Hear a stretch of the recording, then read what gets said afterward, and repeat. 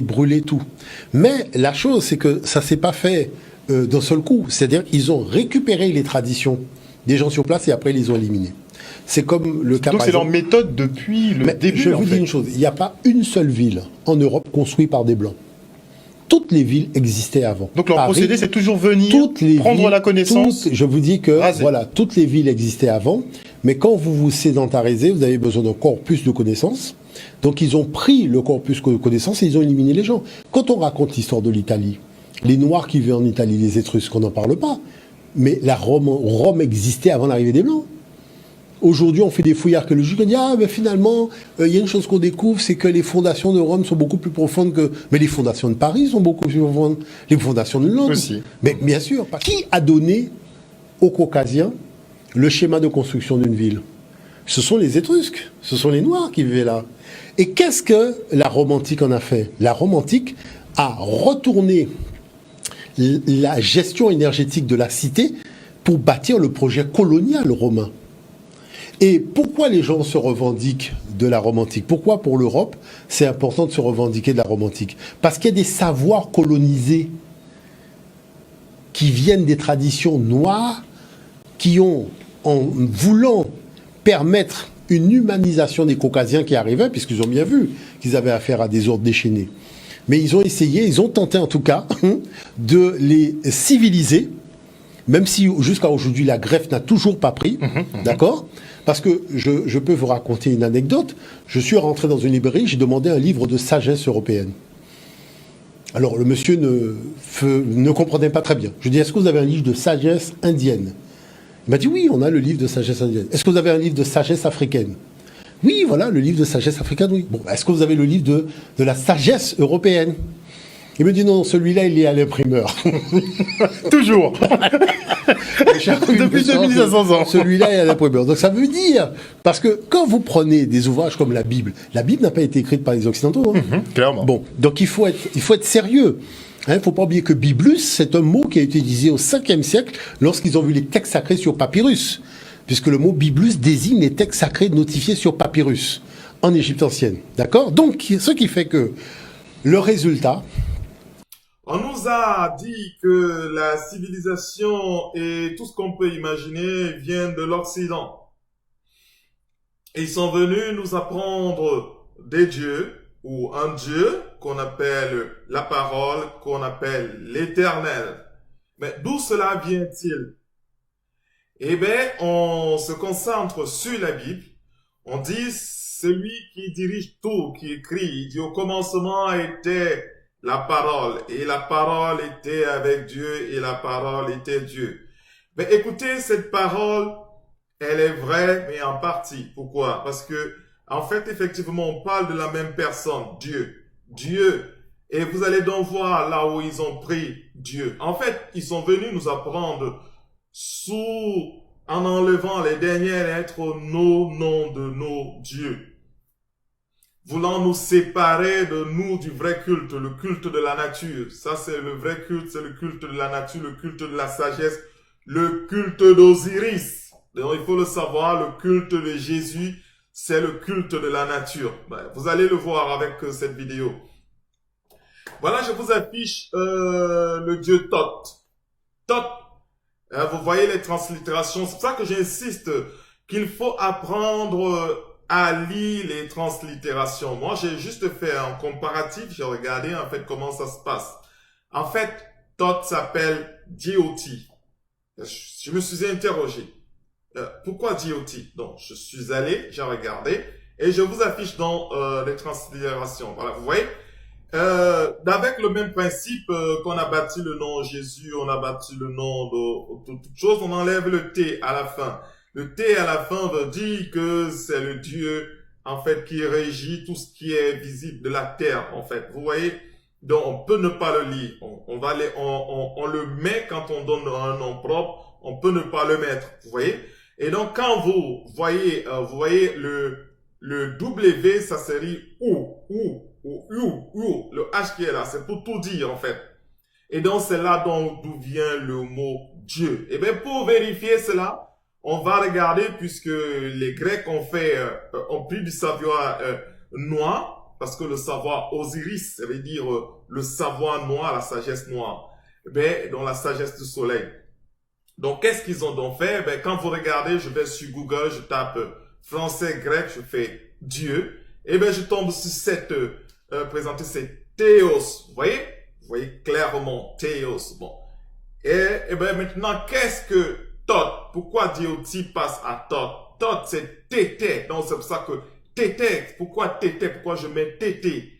C'est parce que moi, je suis un doigt là. Et en doigt là, on dit l'éternel. En fait, on appelle l'éternel Tété. Tété. Vous voyez? Donc, exactement, ça veut dire que le Dieu qu'on appelle la parole, le Dieu qu'on appelle Dieu, et le Dieu qu'on appelle Thoth, c'est Dieu. Donc, c'est ce Dieu-là qu'on nous présente dans la Bible. Ce n'est pas du tout Jésus. Et donc, Jésus, c'est qui? Jésus, c'est la sagesse, en fait.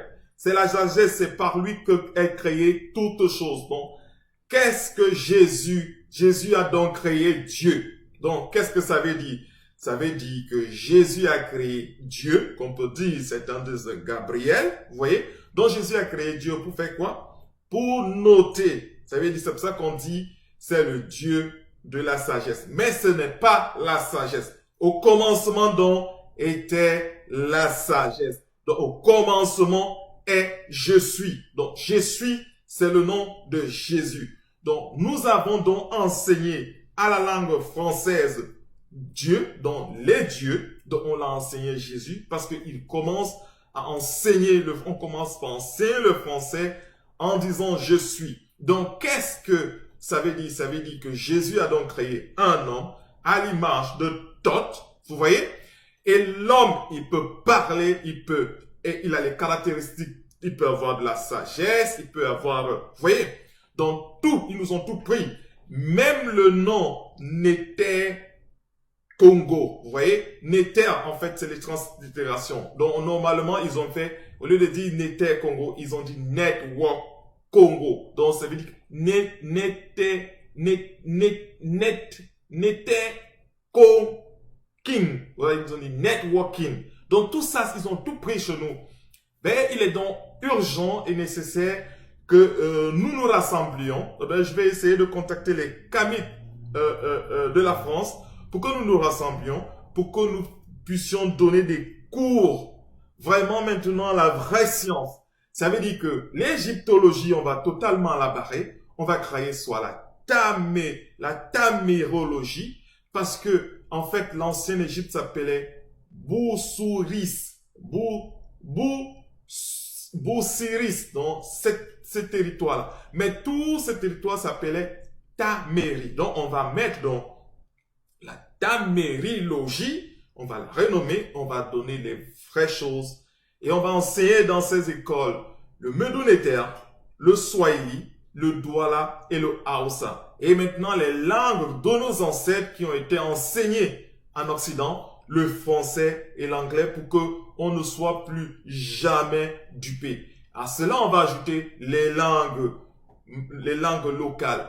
Mais à ce niveau, on va s'assurer que tout le Grand Noir, dans l'optique de créer un État qu'on va appeler l'État du Grand Jésus ou du Grand Noir, voilà, pour amener maintenant dans le règne de Jésus sur la terre, dans le règne de Jésus sur la terre d'Aceta, voilà. Donc, c'est l'Afrique. Donc, le panafricanisme, c'est l'idéal de Jésus. Par contre, maintenant que vous avez compris cela, si vous êtes un panafricain, il faudra retourner la terre d'Aceta et le mettre à la bonne disposition parce qu'il représente le was d'Aceta. Si vous regardez bien l'Afrique, retournez, ça forme un T, donc ça fait comme un cobra qui regarde. Vous avez Madagascar qui est là, qui est comme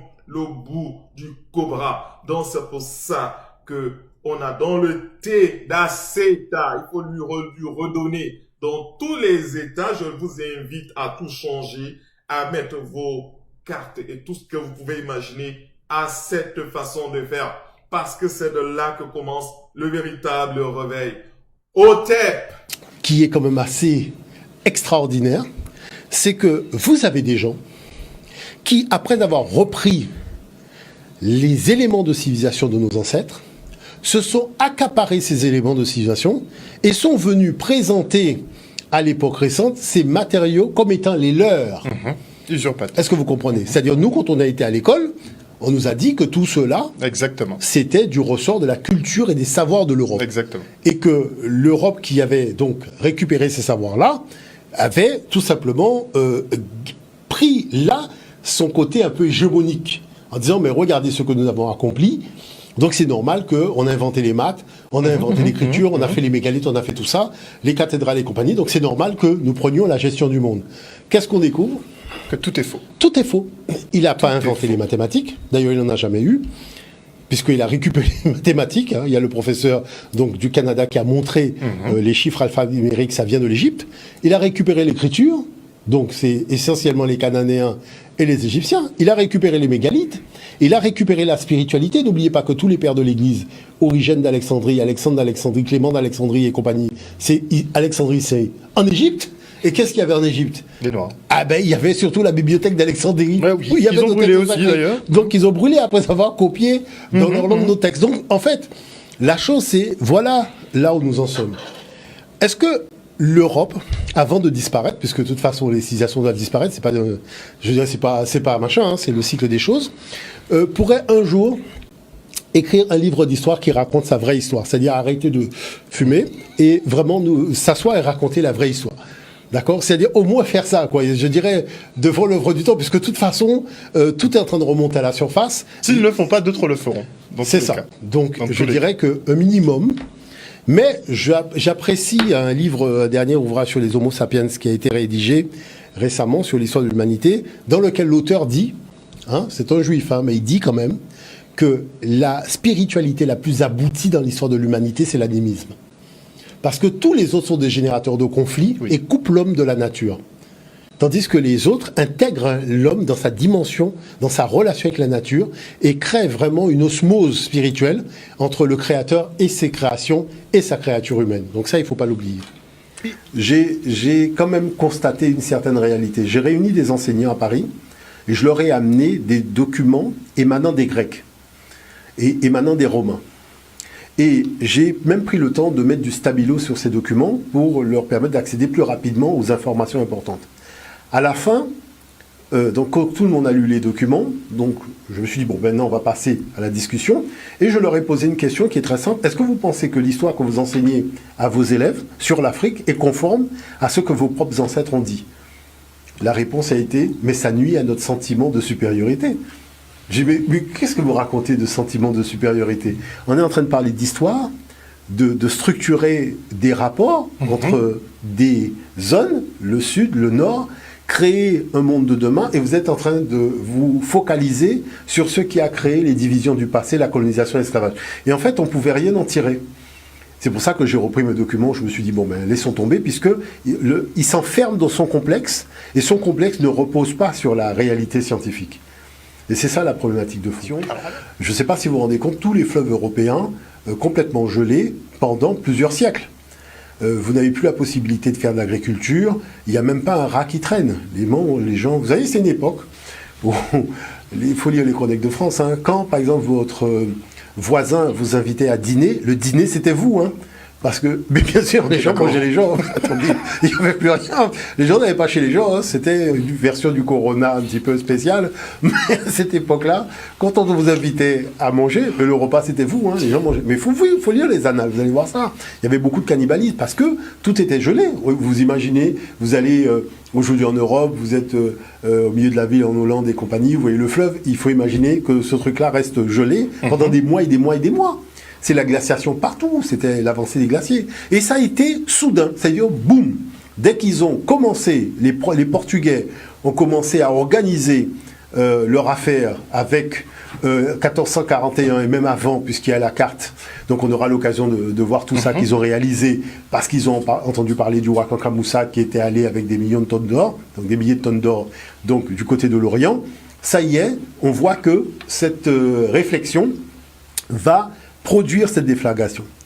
Alors moi, je dirais que c'est intéressant que les spécialistes l'abordent sur le terrain scientifique, avec aussi la corrélation du dérèglement climatique lié au dérèglement du comportement des Européens.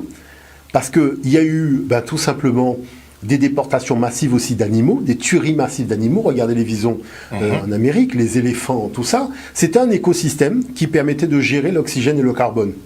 Et on voit qu'à ce moment-là, il y a eu, je dirais, un comportement totalement irresponsable sur toutes les surfaces du globe, y compris en Australie. Et donc, du coup, qu'est-ce qui se passe? Qu'est-ce qui s'est passé? Un dérèglement, pas simplement climatique, aussi des océans.